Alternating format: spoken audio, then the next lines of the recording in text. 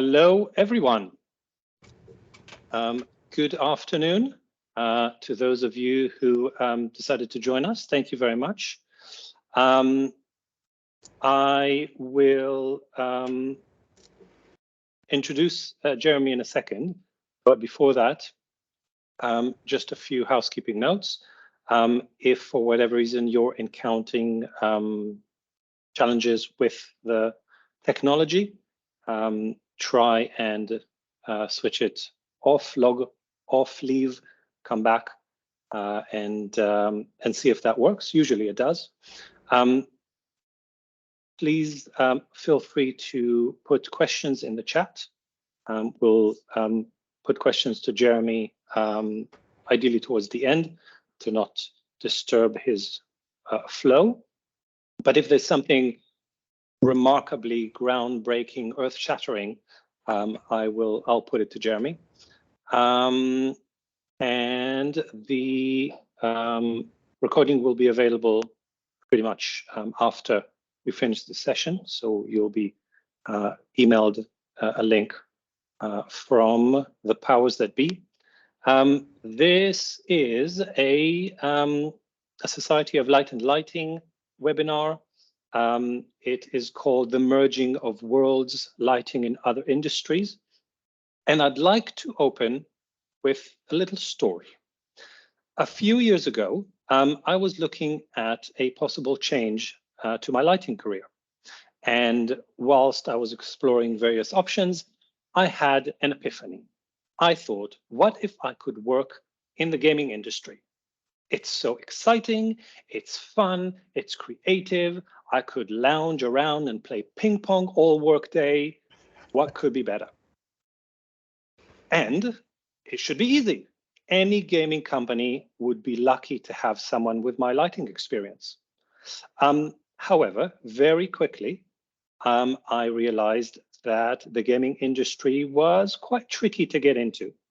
It's quite kind of secretive. There is a lot of mistrust to an extent, and no one wanted to talk to me about what it means to be a lighting designer in gaming.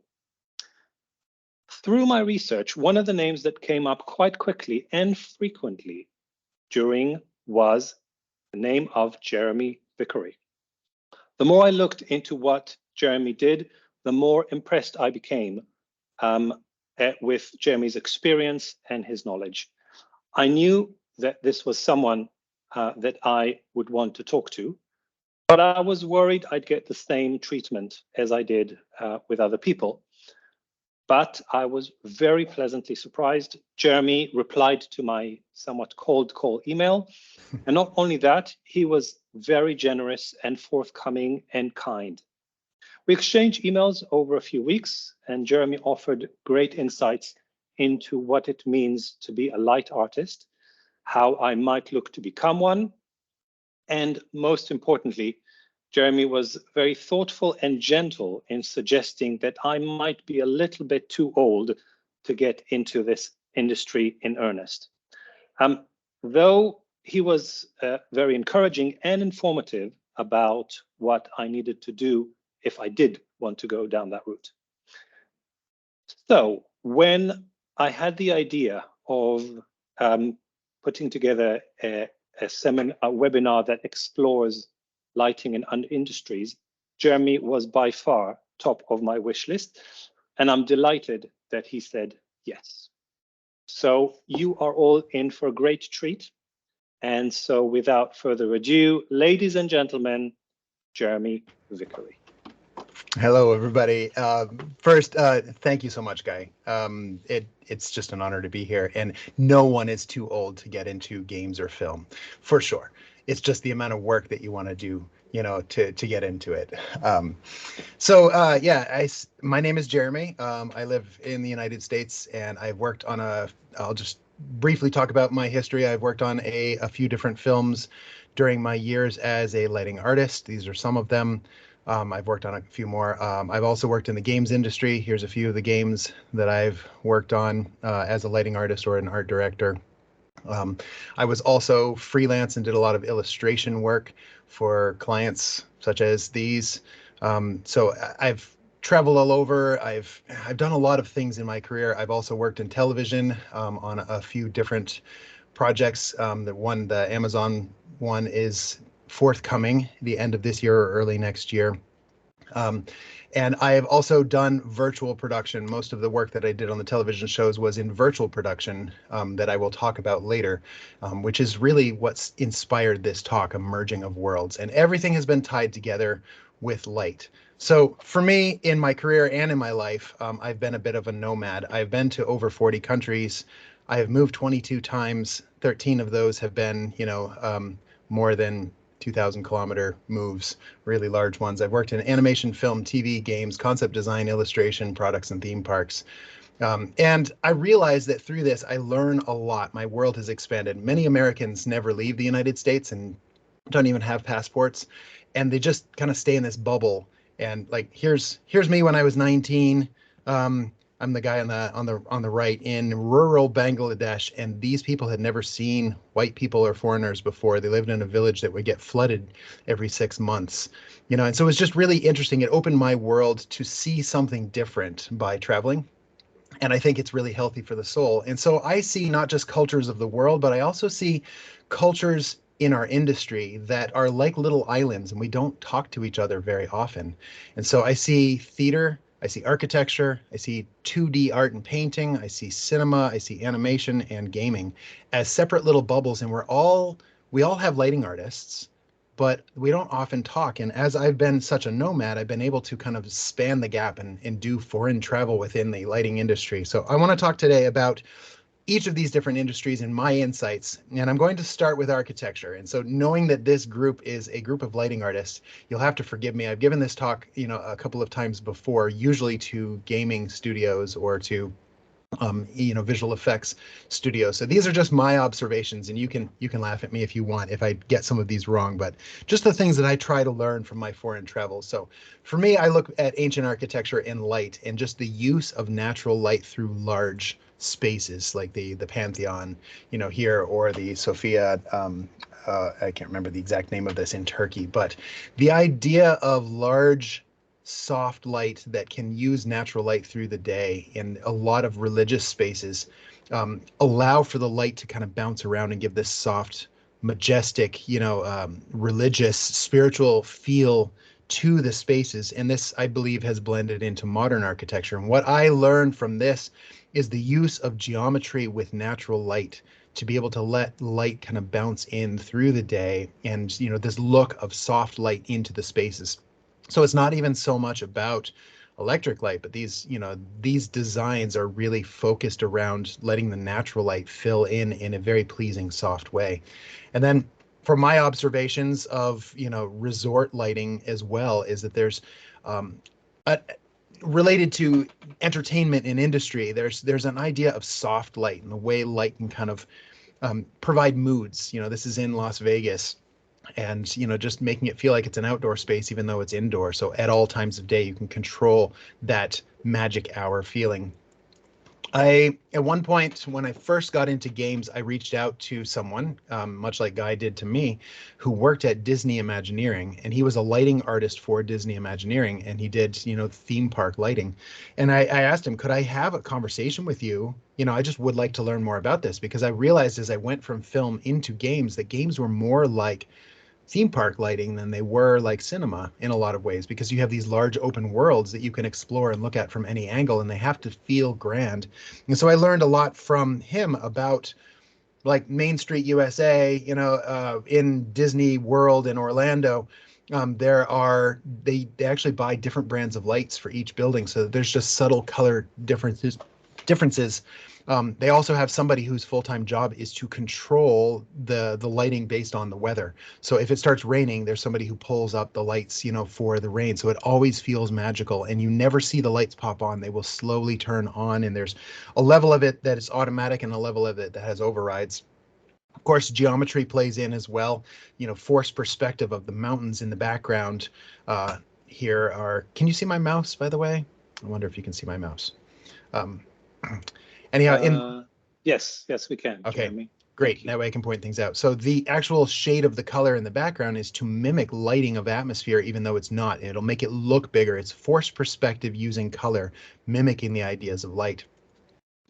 Another thing that I think was really interesting is there was an idea at the Disney parks of a fast pass. So you would come in and if you've ever been to a Disney park, there's usually a long line, and so you wait 45 minutes to get in. And the lighting artists on the inside of some of these rides, the Haunted Mansion or the Pirates of the Caribbean, would anticipate that you would have time for your eyes to adjust. Your eye needs 15 minutes to adjust to light and dark. And when they did the fast passes, it kind of ruined the experience because someone could get onto the ride and be on it within 5 minutes and they couldn't see anything because their eyes wouldn't adjust, and they had to change their fast pass system. This is one of the reasons they changed that. Another thing that was very interesting is he was talking about Pirates of the Caribbean, and they wanted it to feel very vibrant and bright.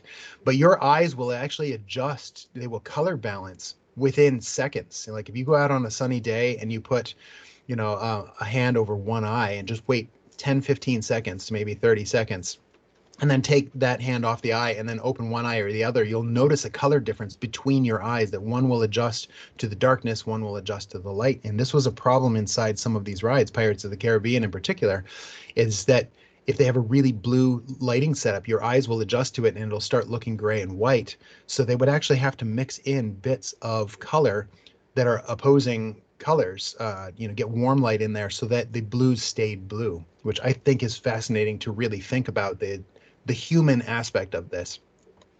He also told me about a ride in Disneyland Tokyo that they were building, and they did a light study of, the times of day at that particular location, and they had a ride that had a roller coaster that went out into the park for just a few, seconds and then came back in, and they discovered that for 2 days during a certain time of year, a shaft of sunlight could get down that hole and right into the middle of the ride and ruin the entire ride. And because they did that study, they realized they wanted the experience to be magical no matter what time of year. So they rotated the entire building 3 degrees so that the sunlight could never come in. And that makes me happy that there's somebody that is willing to change a $300 million ride, and rotate the whole building before they build it just for the light. And that makes me happy. So let's talk about 2D art. 2D art goes all the way back. This is the longest standing one. We can see cave drawings, before there was even really architecture, before there was electricity or anything, there was 2D art. And these are the stories that we communicate. And as art evolved, I can look at the lighting in this, and it's very flat. And at the time, the painters didn't know how to accurately represent light. They just learned what they could from each other. So if I look at these, I can look at the cloth and it feels like real cloth, and there's some lighting to it, but I can't tell. Every character is lit in a different way. I don't have directionality. I don't have shadows to know, they don't shadow each other. It's very flat. And through time, artists got better at this, and you can actually see like a vignette of the light of, there's a bit more attention to detail. Now there's perspective as well. Then we get to the Impressionist period, and this changed things a lot. And I read a book. If you want a great book to read, it's called The Biology of Seeing, or Vision and Art, The Biology of Seeing by Margaret Livingston. And it is written by a neuroscientist who studies the way our brains interpret light, specifically related to art. And one thing that I learned from that is that the reason why Impressionism made such a strong change is that we had gone from religious art that was about the people to art that was about the light. And when I see Monet, and it's soft edges, and our peripheral vision in our brains does not know how to deal with lack of contrast. And so it gives a sense of movement. And these fields, if you look at it in your peripheral, at the time, we consume so much media that it doesn't do the same thing for us because we see screens all day long, but it almost made people feel like these flowers were moving. And this is all in brain science. And I love the shift to studying light itself. It's not about the cathedral, it's about the light at different times of day on the cathedral. And artists got much better at seeing subtle details, the soft shadows into corners that weren't in those early pieces of art. And then they went beyond reality. So there was a movement in the 1800s of paintings that were epic and grand, of real places, but done more extreme. So I've been to Yosemite Valley, and it doesn't really look like this. This is better than reality. It's amazing, but to capture in paint this moment of light that would only last maybe 30 seconds or a minute in real life was amazing for these artists to be able to see beyond and to capture. And then art started to evolve where we started to see things that definitely weren't reality. N.C. Wyeth in the late 1800s or things like this start to blend into game art. You know, these are gnomes bowling. And I love all of this. Now, painting back at that period was usually reserved for royalty, nobility, people of wealth. You know, if you wanted to have a picture of you that lasted, you would have to be somebody pretty special. But something happened in 1816 that just disrupted everything, and that was the invention of the camera. The daguerreotype pinhole camera was invented, and what it did is it took there was a lot of people that were afraid of this. They were like, "Oh, this is the end of painting. It's the end of art because now you can snap in a moment a portrait instead of having to hand paint this." But what I saw it did is it didn't end painting. It just opened up the opportunity for more people to be able to have portraits that would have never had portraits. And of course, the art industry reacted wildly, and we got some really strange art that came from this very, expressionist type of art, which was great. You know, it expanded our world and into some weird things. And this painting sold for $21 million, which I don't understand, but that's okay. I just like art. But some artists used photography to advance their actual lighting and their craft and their posing. So here's a Degas painting, and here was a found photo from a daguerreotype camera in the 1840s to show the direct reference of um, using light and using different technology. I got the opportunity to go to the Norman Rockwell Museum once, and it was amazing. These giant oil paintings, they're just so beautiful, but you realize that he heavily used photography and people in the local town where he lived to use this as reference for the paintings. The industry, of course, photography changed everything, television changed everything, and people painted less.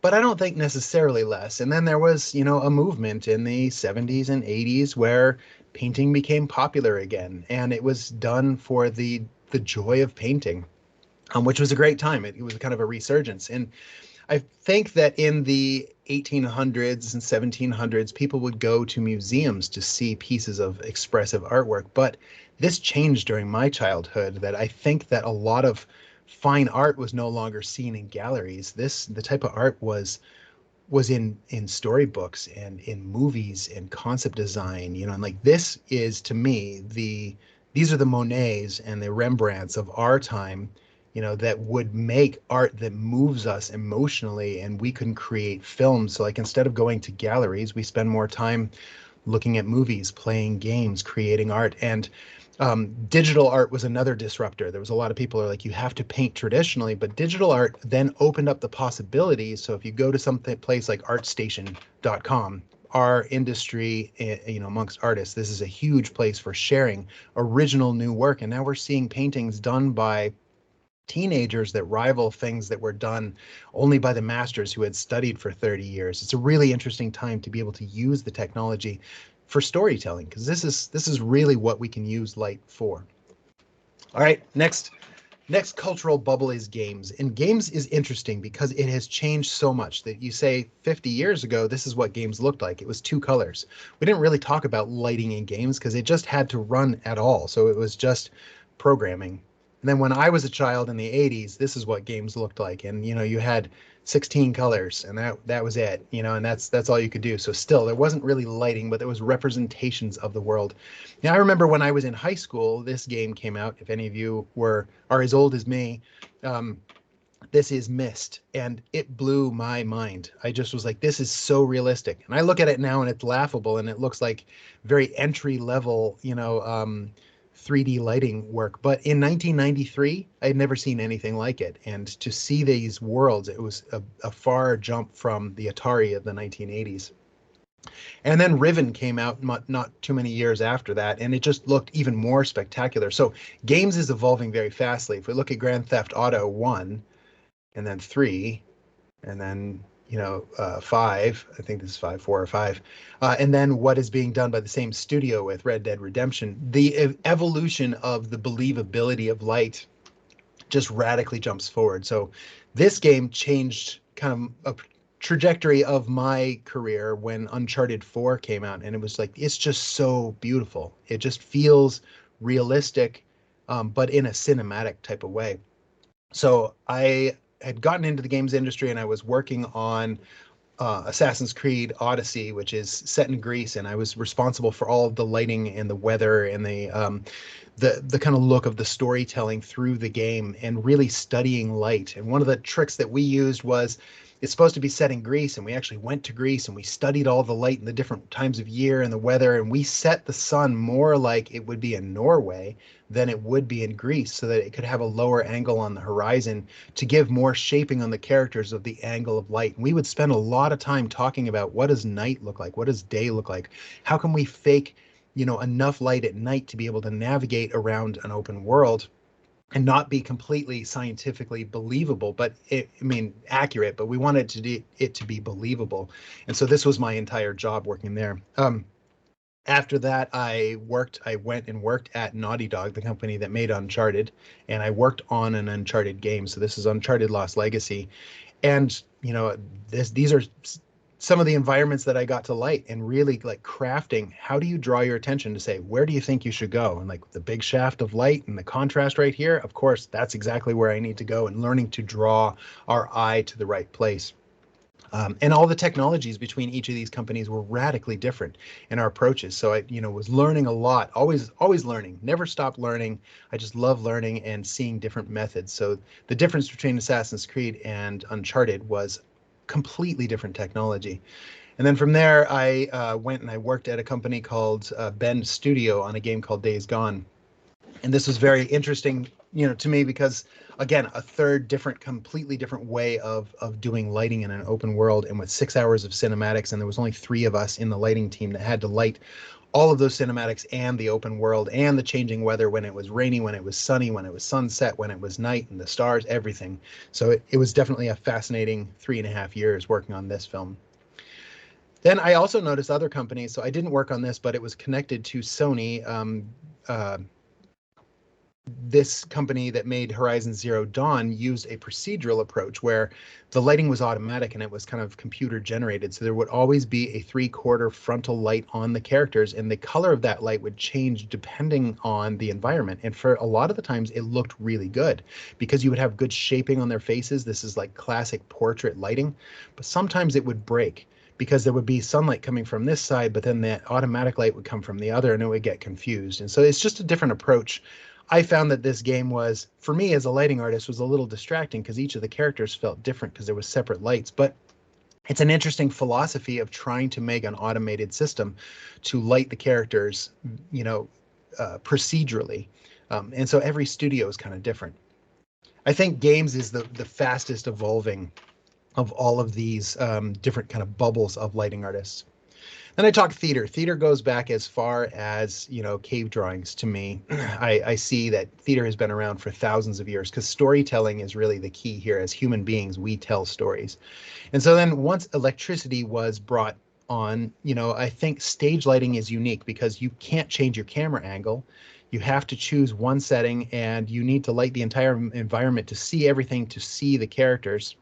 If you study the makeup of, stage actors, usually it's really extreme, so you can see their eyes because they have to use very bright light sources to frame the characters. And this hasn't changed much over the past almost 100 years, once electricity was involved. So things like Hamilton and new, Broadway shows are lit much like they were in the 1950s or the 1930s. We just have fancier technology. And of course, this evolved as well into stage lighting. And I'm not sure how many of you actually work in this arena, but there's so much fascinating technology. Again, each of these are their own little cultural bubbles of the technology we use, the methods we use, but we have a lot of overlap of the concepts. Actually, my roommate in college, he was studying audio and I was studying digital media. And it's funny because we now both end up doing the same thing. He ended up, he works in lighting, stage lighting, for different music people, but he also uses a lot of the LED walls that we use in virtual production. So it's kind of fun that we were 2 different paths and then merged together. If we go and we look at film, photography blended into film. So photography was invented in 1816, and then film, the very first feature film was in 1906. And at the time, a Daguerreau type camera to do an exposure, I don't know if any of you have done tin type photography, the old method of photography, but the exposure would be like up to 2 minutes long. And so you'd have to stay very still. And being able to make a camera fast enough to take a picture in 1/48th of a second, which is what is required for film, needed a large amount of light. So 1906, the only way to do this was to shoot in full daylight. So they built a stage out in daylight to do this first film. And it's rough around the edges and it's kind of blurry, but this was the technology of the time. And lighting followed doing this very bright lights outside. And then as film evolved into the 1920s, 1930s, they started to blend theater and film together because that's the only thing the world had known. And there were certain looks, rim lighting from behind to help separate the characters from the background so you can clearly see. Communication is key in theater. Communication is key in film as well. Can I see their faces? So they'd have lights from the front, soft lights from the front, and they would have direct light sources. Usually these light sources for the film needed to be incredibly bright in order to expose on camera. And so it would get very hot and you have these very large, 20K lights that could set things on fire if they're too close to them. They still use lights like this to this day. But a certain look was established to the film, the looks on the characters' faces, and I can see lots of direct light sources straight from the electrical light right onto the characters. And so there's a lot of hard shadows. There was very little diffusion. The focus was very theatrical. Then when color film came in, Technicolor, I heard this story. I can't confirm it because I wasn't alive back when this came out. But Technicolor was like, I want to show all of the color of the worlds and the environments. So you have to use pure white light sources, these RE light sources of these certain colors. And this was a standard and it was the look. And so if you look at the actual lighting of this film, everything in order to see all the colors of the objects and the outfits is very standard. It's from the front, hard lights, hard shadows, white light. And through the whole film, it doesn't matter if they're in a forest or if they're in the scary part of the movie, or if they're, no matter where they're at in the film, the lighting is always the white light from the front with some rim lights on the back, very theatrical. And I think that this culturally stuck because when you look at a lot of movies, not every movie, but a lot of movies during the 1950s, 60s, 70s, 80s, and even into the 90s, there's this same look of direct from the light source, hard shadows. I can see overlapping shadows of multiple light sources. There's rim lights. There's lights that are up in the ceiling. And North by Northwest, this is Singing in the Rain. And North by Northwest, again, if you look daytime, nighttime, they're lit the same always. It was character-centric lighting that was about getting those consistent skin tones with white lights, no matter what. This doesn't make sense logically that it should be this bright in a car at night, but this was the look. And so here's Mary Poppins into the 1960s, 1964. White light from the front, direct from the sources, hard shadows, Sound of Music. And even into the 80s, as I started studying this, like, wow, it's just everywhere. Not every shot, but most of the shots for the characters. Ghostbusters, Indiana Jones. Look at all those cross shadows of multiple lights that don't really make logical sense. They are theatrical lighting. Here is Harrison Ford down in a cave. Where are these lights coming from? Where are white light sources that are rim lighting him and lighting his face? There's a yellow torch, but there's white light with hard shadows. It doesn't make sense at all, but it worked. This was the look of cinema at the time. And then I got into the 1990s, and this is James Bond. I studied all the James Bond films for a project that I was working on, and I saw this thing of like, James Bond looks the same in pretty much every shot through the film. There's slight color temperature differences. This is a little bit cooler, a little bit warmer, but otherwise he always has a 3/4 front light that is white light. And then I noticed a change that happened in the late 90s. So if I compare this 1995 film to 2012 Skyfall, here's James Bond now. And look at the variety of different light and color. Cinema changed. There was a big change in lighting culture in the 90s and into the 2000s that gives a completely more naturalistic look to the characters. And I like to see this as the change was it went character-centric to scene-centric. It's not about the actor anymore. It's about the mood and the story of the character immersing into the environment. The environment can now become a character.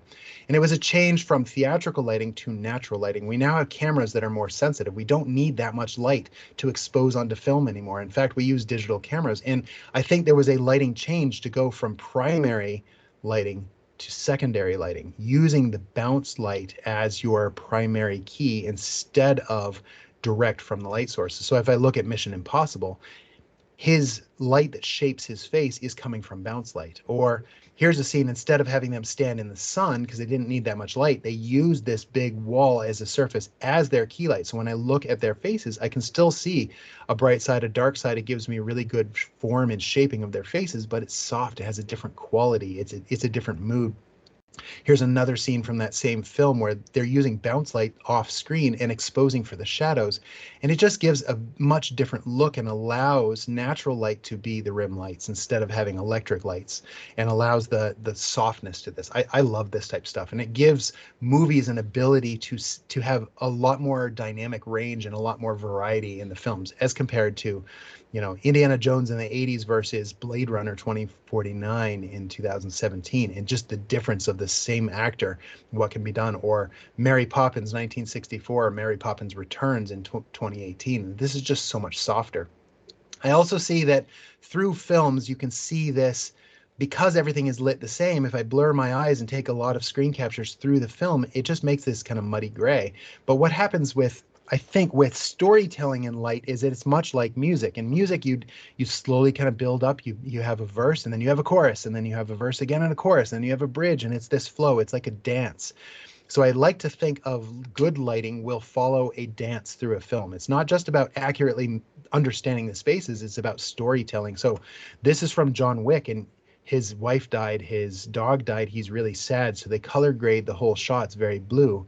And then it cuts to a mechanic's shop with cars, and it's still blue. Now, no mechanic shop is going to use blue lights, but that doesn't matter, because what matters more is the flow through sequences. Or this sequence from also Mission Impossible Fallout, where they're hunting a character and they have this very chaotic, you would think fight scenes usually take place where lots of flashy lights, where they do the flashy lights while they're hunting for them, and then they do the action scene in this monochromatic white bathroom, and then go back to this rave party. It's a very interesting flow. It's a different type of dance of light in cinematography.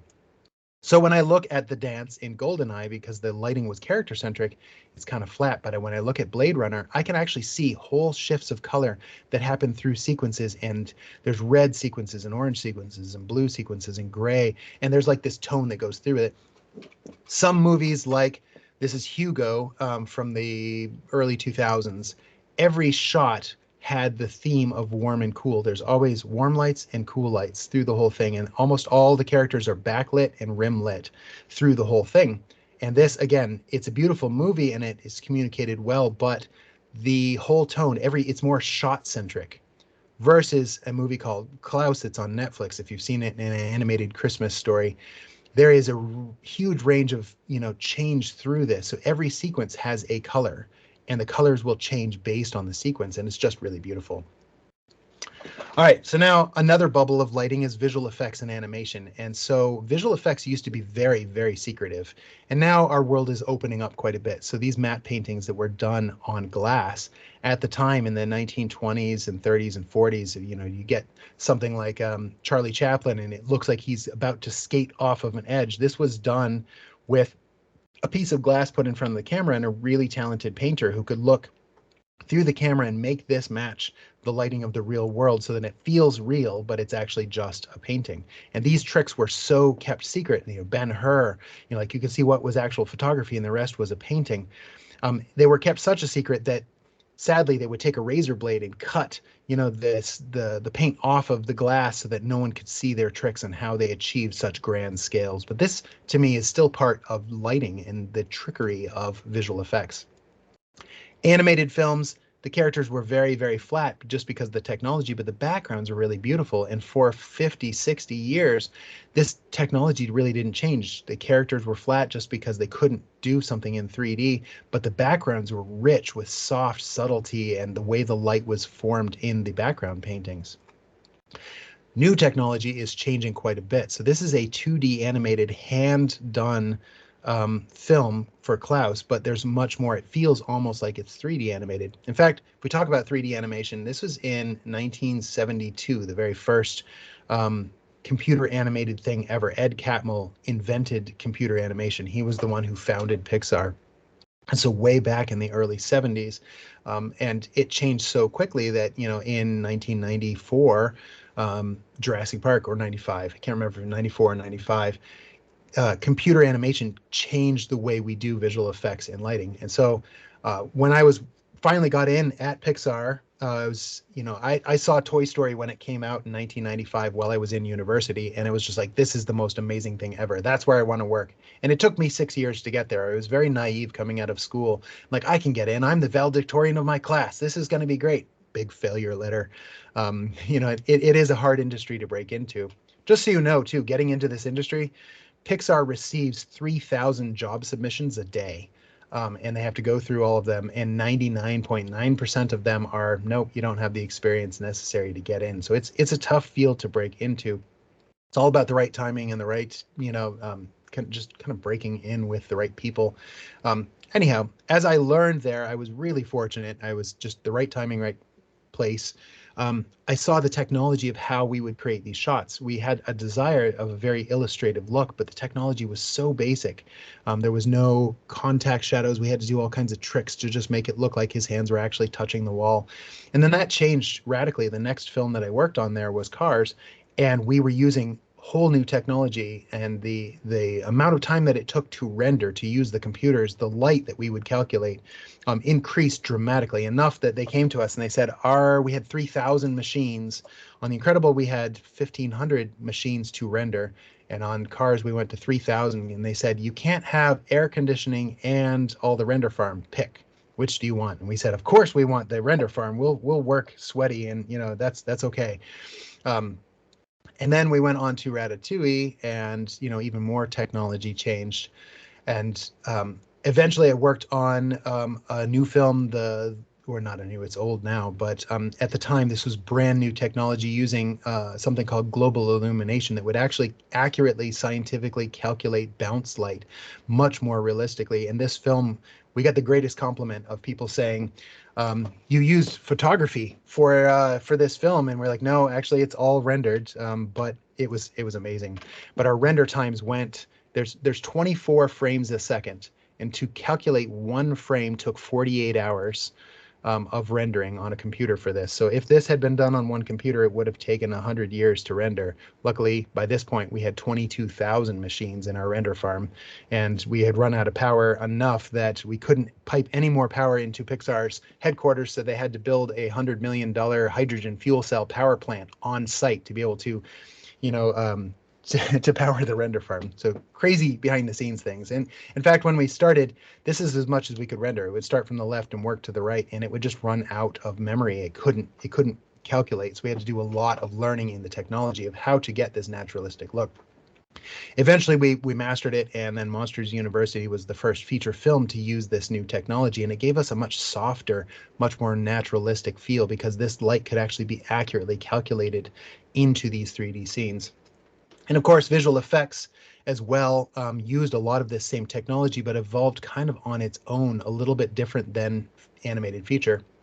And of course, there's virtual production that I have done most recently, and this is using LED stages. You might be familiar with The Mandalorian and how this was done. So they build a set that is only this rock, and then all of this is basically a giant LED wall behind them to give this look that you can get all the reflections. It's no longer green screen. And this is a stage that I worked on for the show Westworld. And so the only part that was real was this one section of street, and then we built everything else. And we were building Times Square, New York City in the future. And this is what it looks like in the final show. But this is all a giant LED wall, and these are virtual people back here. The real stage ends right here. This line on the floor is where the real stage ends, and those are virtual people, and these are real actors. So just 4 real actors, and everyone else is virtual in this. And we built this. So here again, these are real actors, these are virtual actors, and the line is right there at the wall. In fact, it was funny when we were filming this because the director was looking through the camera and he's like, "Keep going," and she's like, "I can't. My nose is in the wall." You know, she had walked as far as she could until she hit the LED wall, and that's as far as she could go. So fascinating technology of merging game engines and merging physical live action. And now we're starting to see things where the world is changing. We're starting to communicate. Our cultures, it's like the invention of the airplane, you know, changed cultures of the world, because now you could fly to the other side of the planet in 12, 14 hours and suddenly see a radically different culture. And it's the same thing that's happening now in film, where we have the games industry and the visual effects industry and the animation industry and the live action film industry all kind of merging together. I did work on one other project as well that will come out early next year, maybe late this year as well. So I spent 6 weeks on Westworld, but I spent 9 months on this project. And if you do any games, you can figure out which it is, but you'll see this later in the year on Amazon.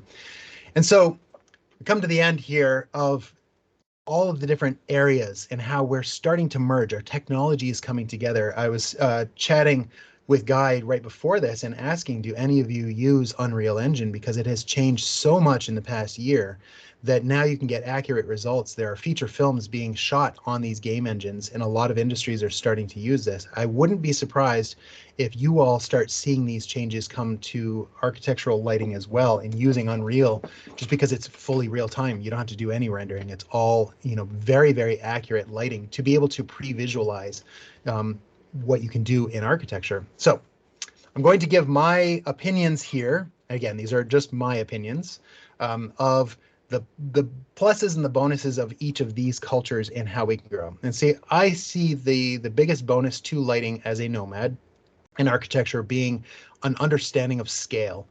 I also see the focus on indirect light is a beautiful thing.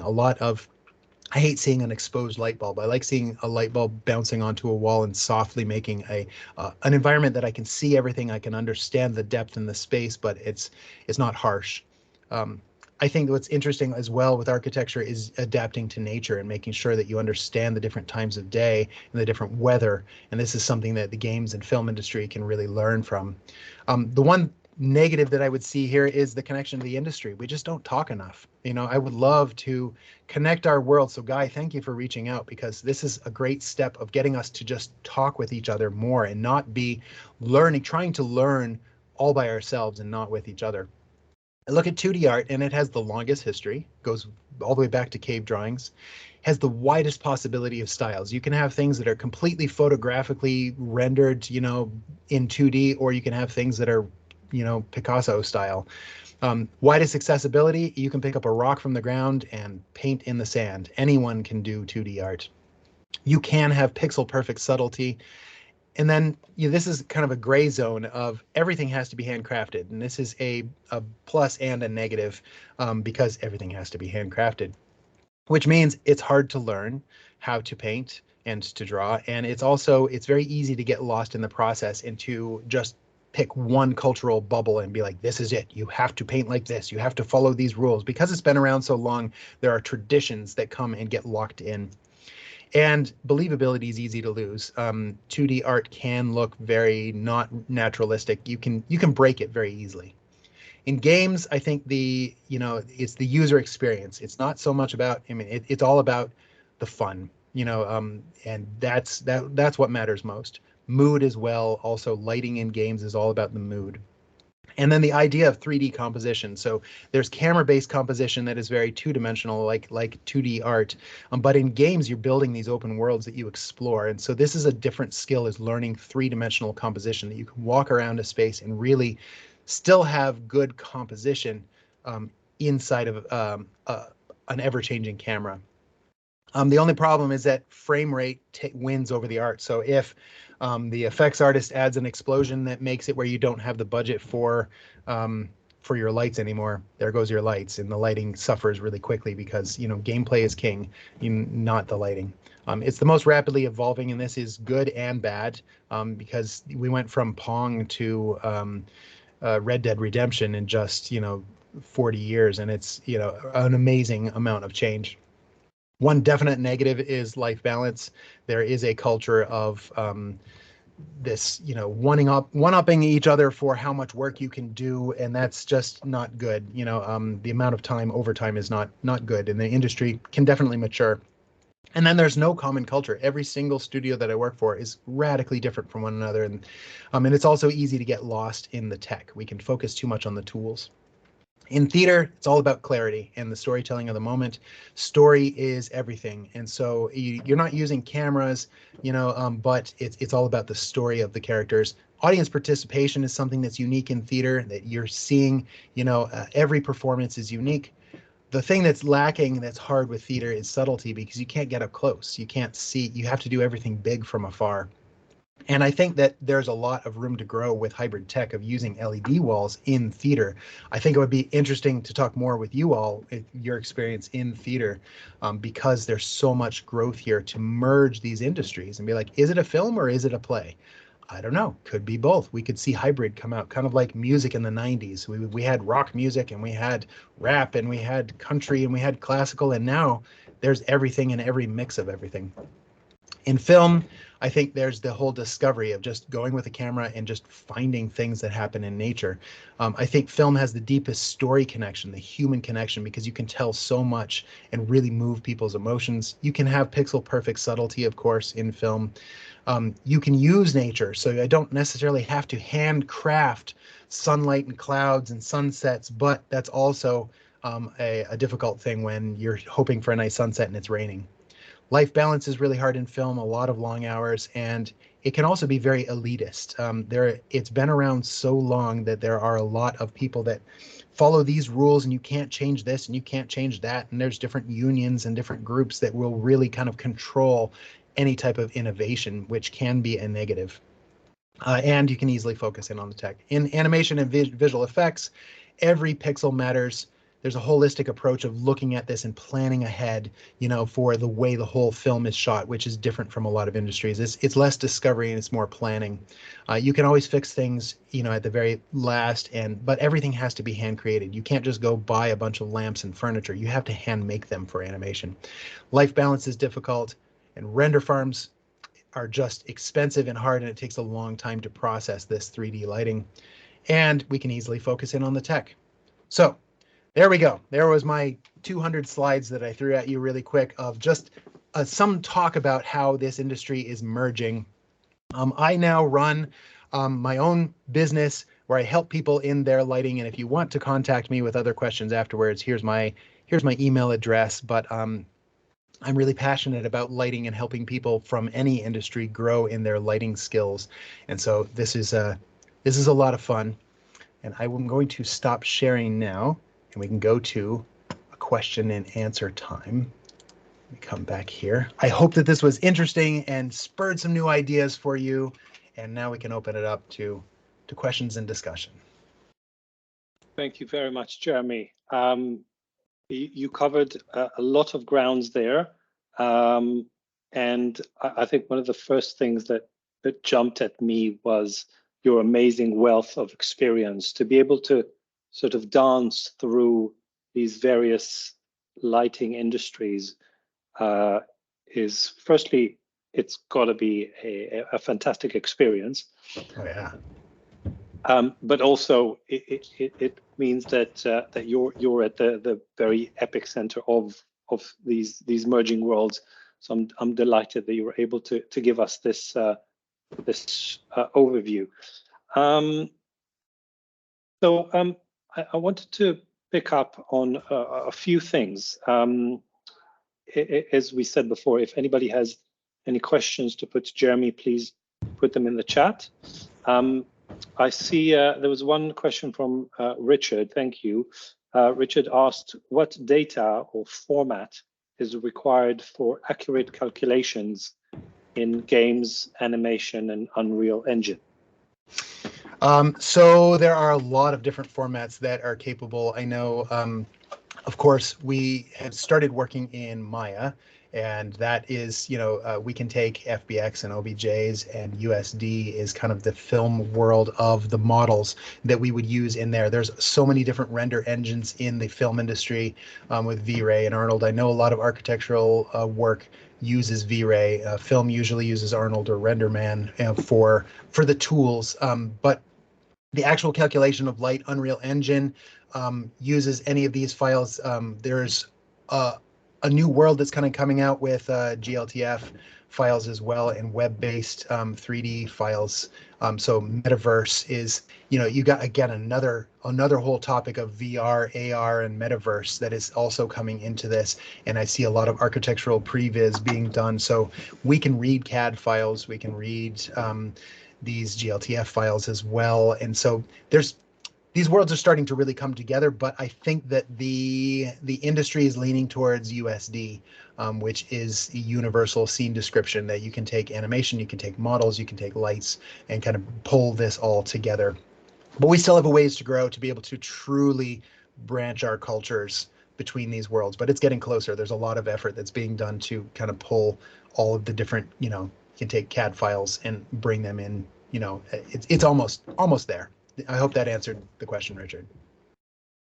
I think that also connects to what you were saying before. Generally, it feels like there is a thread around the merging of worlds, the merging of different lighting industries, and how they don't speak to each other as much. It feels like interoperability of file formats is also maybe a symptom of that, how the various file formats are not necessarily talking to each other. Exactly. Yeah, intercompatibility for sure is something that needs to change for us to be able to branch out. And it's starting to change, but it's going to take people like us to drive it forward and be like, I really want to be able to use that engine to be able to light this thing, and they're not speaking right now, so let's build a translator between them. Yeah. So yes, it feels like that that separation is endemic to how we communicate, how we collaborate. If the collaboration tools are not there, it's harder to merge these worlds. Exactly. We have another question, I believe from Peter. A problem with visualizing lighting schemes is that a screen cannot show glare or, to a lesser extent, extreme contrast. This means the impression is partially sanitized. Have you any experience with this? Yes, a lot of experience with this. And this comes down to, I'm not sure in your industry if you talk about PBR, these are physically based rendering, and there are standards for the way light works. But I take a little bit of an issue with this because camera plays into this a lot, and the rendering tools plays into this a lot. It's like if I were to say, I want physically based lights, the way the light bounces can be accurate, but the camera plays in so much that if I'm shooting on an iPhone 4, or if I'm shooting on an RE Alexa 35, it is both accurate light, but they will give such a different look due to dynamic range and what they can pick up. Do I have a haze filter on the lens? That'll also change it. And so the camera's perception, a lot of these render engines will give this sanitized look because they're not calculating bounce light and glare, but some of the render engines are. And Unreal is getting way closer at, all of the accurate things of light. Arnold as well can do each of these things. So you're going to look at a space with proper true atmosphere and ray traced fog, will give a space a completely different look than if you just have only direct light sources. And this is part of that thing of like direct versus indirect. We have to have render engines that can be so much more accurate to real life. And there is this sanitized look where you're like, that looks CG. And to me, that comes down to tools that are made by people who don't talk to lighting artists. Like we observe in the real world and go, no, you need this. And art inspires technology, technology inspires art, and we need each other. We can't be separate. We can't have just technicians, and we can't have just artists. You absolutely need both sides to constantly be communicating so that we make a world that feels more and more believable and that our tools are more and more accurate. I still think that we have a long way to go. There's a lot of things that I wish that I observe from real life that I go, we still need that, and I'm not seeing any tool that can do that. But 5, 10 years down the road, as long as there's enough of us as lighting artists that are pushing it to go, no, you need to make this. And I know only 2% of the world is ever going to see the difference, but we see it and we need it. Yeah. I think that's really true. I think, and I think that also connects to something you mentioned before, about some of the advantages and the disadvantages where there is quite a big reliance on tech, because Yes. this is a tech-based industry. We don't create lighting with our hands. Right. And at the same time, the tech can become overbearing. Can. Yeah. And so we've got to find a way to make the tech sort of subservient, work for us, and not end up being a servant to it. The other thing I want to pick up with you is a concept that you mentioned specifically with regards to gaming, but I loved the way you put it, and you called it the believability of light, Yes. which I think is a great term. Can you expand a little bit more about the believability of light in gaming, in film, in animation? Do they play the same role, or are they different? I think they really, in essence, philosophically, they do play the same role. And a lot of people aim for photorealism, and I go, that's not a good goal. I think fantastic believability is a far better goal because, like, if you go onto a movie set, if any of you ever get a chance to go to a movie set, you should, because the way light, there's real world lights, and you could look at something and go, okay, they just filmed outside. But then when you see negative fill of these dark cards and bounce cards and all of the different lights that are put in to manipulate real light, or you go into a space and the windows are blown out and the characters are too dark in front of it, so they'll get neutral density film and put it on the windows to bring down the camera of the exposure outside and bring some lights in to balance it out. And what it does is that you're manipulating the light to look like what the human eye does, because most cameras right now, if your phone camera probably has 12 stops, 8 to 12 stops of dynamic range, which means the brights are going to clip and the darks are going to be black. And it just doesn't look good. It looks crunchy. But to your eye, it doesn't clip out. Like if I look at my screen, this light to my eye is very yellow and it's not white at all. But on this screen, it is clipping to white. And so this experience of looking through a monitor, we have to make something that feels like a human experience. So believability is more key. We might do tricks in games and in film. We do this where I have the power to manipulate light for our game, and I actually increase the bounce contribution of the light. I break physics and I say, this light comes in and it's this brightness, but the bounce is 10 times brighter than it should be, but it feels right. Because I am now mimicking the 22 stops of dynamic range that the human eye has, because that's what it looks like to my eye. And so I'm paying more attention to the human experience than I am to the physical accuracy of the light. And this is where it's really key as a director of photography and as a lighting director to make sure that we are looking at the holistic experience and not at the, again, I don't want the tool to ever become religion. I want it to be a tool. I want us to be able to, push this forward and make an experience that just moves people emotionally. It's the storytelling that's key in all of this in the industry. Absolutely. And I think that also relates to something else that you were saying, specifically with regards to gaming again, but I think it draws on a wider role, which is, or wider discussion, which is the role of lighting. You mentioned in gaming that, specifically in that image you showed with a shaft of light that's lighting the rock face, to draw the gamer's attention that this is where you need to go, this is the target, and that is of course not a real Right. quality of light in real life, but nonetheless, it's a vital tool in the gaming world.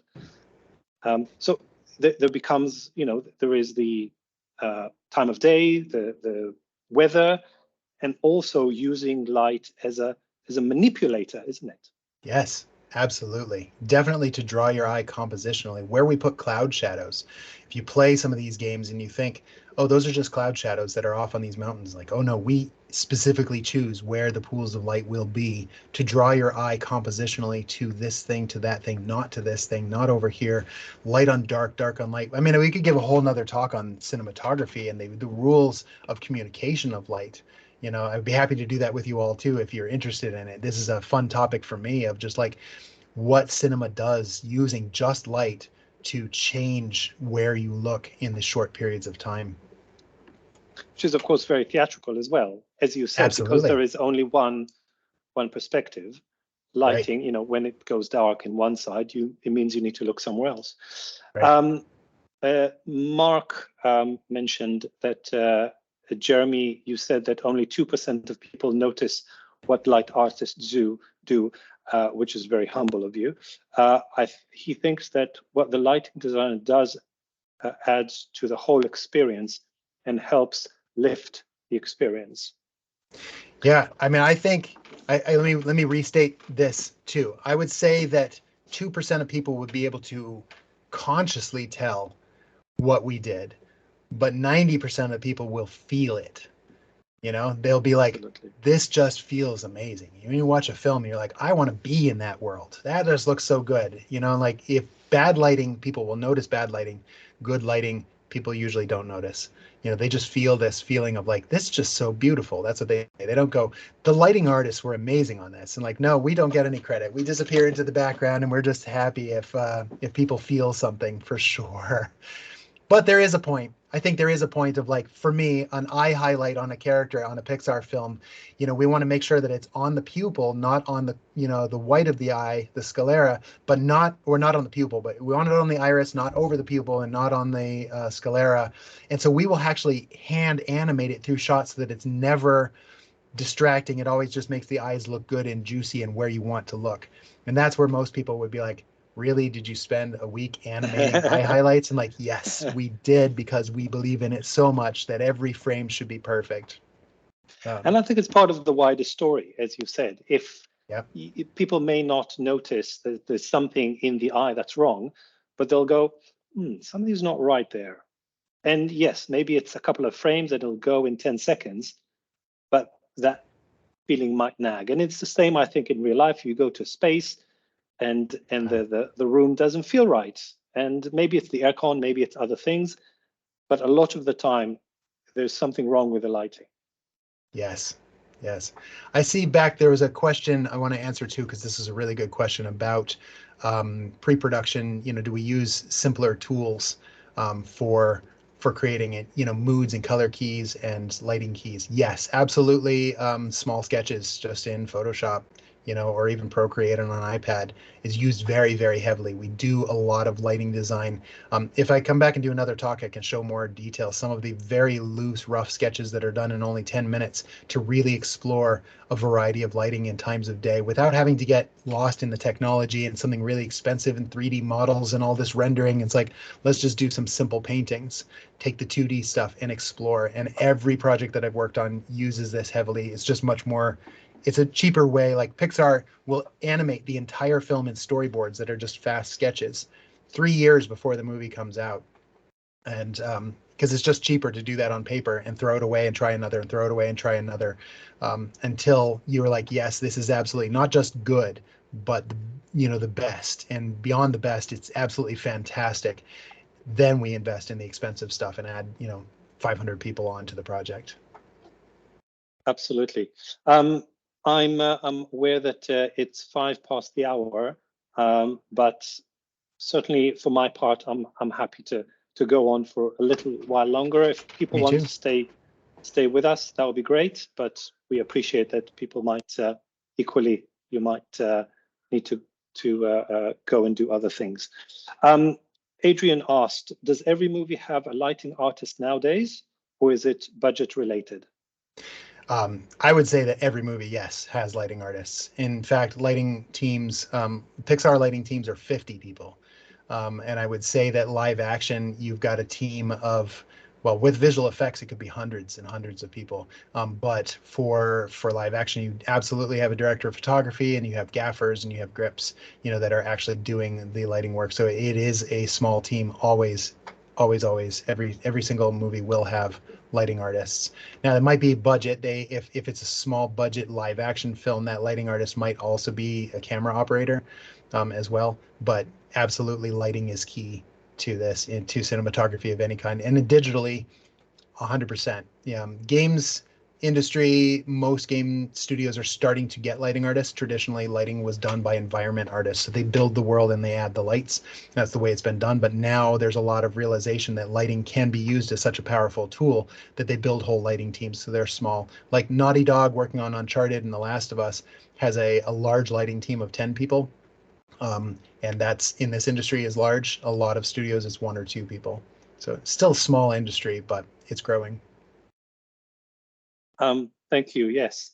We've got a couple of other questions that came in quickly.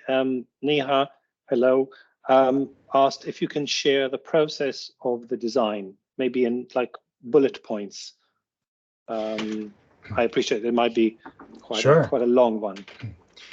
So I would say that the first part of lighting design in film and games is very similar, is that we talk with the director of going, what story are you trying to tell?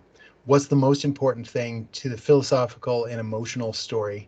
And then we start planning, like, okay, how can we create concept designs for the environments and the worlds that match that mood and can help tell that story? And then, as a lighting director, I would look at this and say, all right, so what is the flow of the overall story? What would the times of day be? And to aid and back up the storytelling. Will it be night? Will it be day? Will it be moody? Will it be foggy? Will it be cloudy? And, we answer those questions first, and then we start doing lots of different, compositional sketches, as well as mood boards with references from other films. Shotdeck.com is an amazing place that you can download literally millions of images from other films, and we will gather reference from these films, a little bit of this, a little bit of this, little illustration, pull these all things together into a deck that shows the intention, and then we would have a concept artist. I love doing illustration and concept art myself, so I like to do this, but sometimes we hire people as well to kind of merge all those things down into an image that shows the mood of what we want to go for and the style of what the lighting will be. And then we use that with our team, and we'll create a color script for the film, which is one image that shows the flow of lighting for the whole film. And then from the color script, we'll make color keys per sequence. And then from the color keys, we'll do master lighting into the 3D scene that is like one set of lights that works for an entire sequence.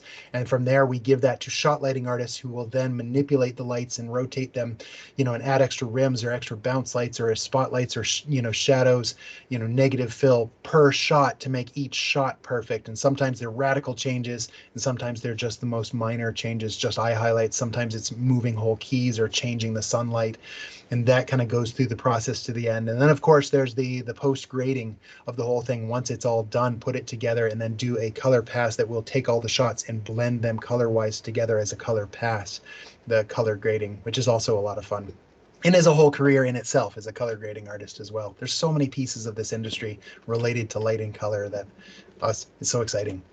Does that answer? Is that what you were asking? Yeah, absolutely. I think it's remarkable how this is similar to certainly an architectural process. Putting together a concept document is by and large relying on mood images. There's always a pull and push relationship between if the space doesn't exist, then how do you suggest what you're going to do, especially with lighting, which is sort of very difficult to explain. Mood images are a great way of doing it. Otherwise, you need to create a visualization, a CGI of something.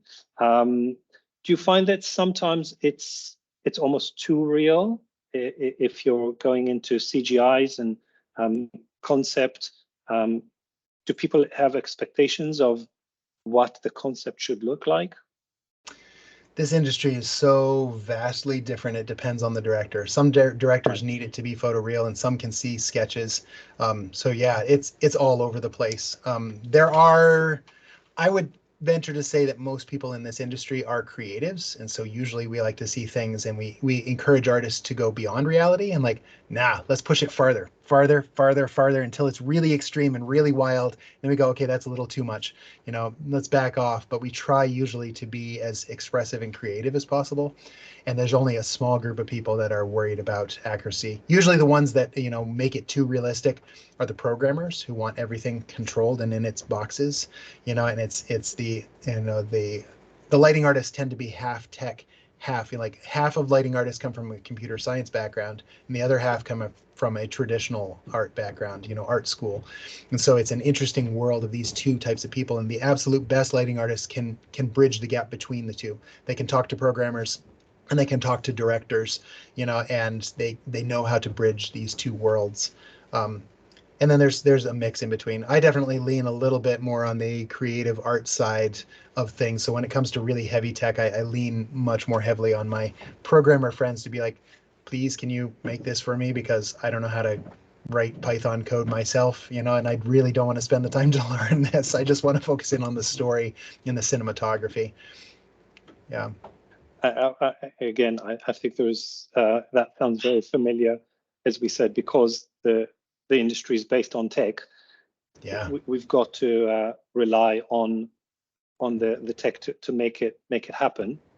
But there are some people who are more technically orientated, some are less. And I think it's also important maybe to mention that tech doesn't necessarily mean not creative, does it? oh, absolutely not. No, tech is just as creative. I mean, it really comes down to problem solving. There's just different methods of problem solving. Some of it want to be expressive with a brushstroke, and others want to be expressive with code. But in the end, it's solving problems of how do we communicate ideas of what we want to build. In the end, it's that, it's that building, it's that resort, it's that movie, it's that game, that is what we're selling. I want the final human experience to be fantastic.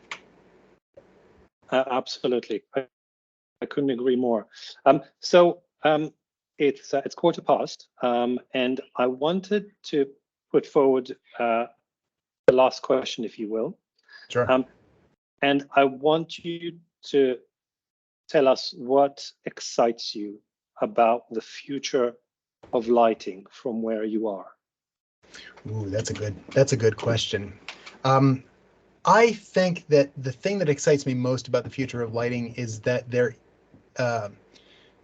that more people can get involved in this. That it's becoming less of a niche market. It's becoming more of a mainstream thing where people realize the power of this, and there's more people that are getting excited about this as a career. I mean, I never heard of this as a career as a child. Like, not at all. I mean, I didn't even know. It was like an accidental career. I fell into lighting by accident.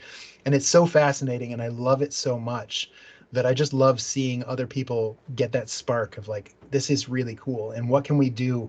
Like, I think that if you've seen the presentation yesterday from the Apple Vision Pro and augmented reality and where things are going, I think there's a lot of potential for mixed reality futures that have, cinematic quality lighting. It's still way down the road, 10, 15 years before it's like the Matrix, where we can build worlds that you walk in and interact in. But this is where there'll be so much more. It's like photography. When photography came to the scene, a lot of people were like, this is the end of painting. That's it. And like, no, it absolutely was not the end of the painting. But what it did was it changed the world to now have a new art form. And I think I am actually a little bit afraid of AI, but I also want to lean into this to say this is like a photography moment. I think that as long as we make sure that there's not theft involved in artist work, but we can lean into these tools, we can now make a whole new industry of the way we interact. And if we lean into the light in all of these different worlds, we can do things that are much bigger, much greater than have ever been done in the past, like photography. There's more pictures created today than you could view in a lifetime, you know? And so the amount of content on YouTube just from one day is more than you could watch in your lifetime. And so that means that more people are telling their stories, which is better for humankind. Yes, it might change jobs and change industry, but like, I've been a nomad, let's adapt. Why not? This is fun. You know, there will always be something new to do as long as we are focusing in on the human element and the human story. So lighting in the future, I hope, becomes more of a human sharing experience and less of a painful technical experience. Absolutely. And I think the human experience is also something that feels like a thread between across all industries. And certainly in architecture, we felt that this is now becoming more of a focus point. It's about people, and certainly in digital art and imagination art, it's also about the story of those people, and what a great place to end. Jeremy, thank you so much for your time. Absolutely. Thank you for your creativity. Thank you for your passion. Thank you, everyone, for staying with us, and wishing you all a lovely day, and see you soon. Take care. Thank you so much. Ciao, ciao.